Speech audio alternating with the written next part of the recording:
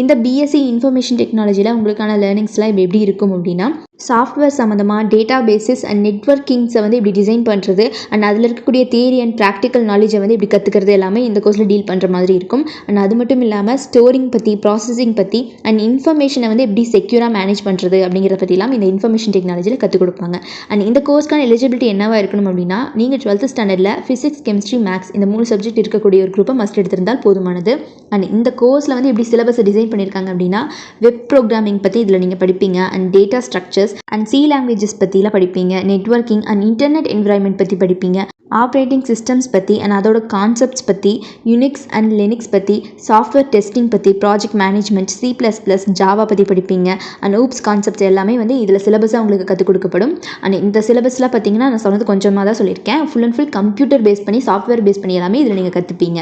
And இந்த course படித்து முடிச்ச அப்புறமா உங்களுக்கான ஜாப் ஏரியாஸில் எப்படி இருக்கும் அப்படின்னா, சைபர் செக்யூரிட்டிஸில், ஐடி மால்ஸில், ஏரோஸ்பேஸ் ஏஜென்சிஸ் அண்ட் ஏஐ ஏரியாஸ்லலாம் உங்களுக்கு ஒர்க் இருக்கும். அண்ட் இன்டெலிஜென்ட் செக்டாரில், automobile industries, navigations, railways, ISRO, gaming world இந்த மாதிரியான நிறைய வகையான ஜாப் ஆப்பர்ச்சுனிட்டிஸ் வந்து உங்களுக்கு இருக்குது.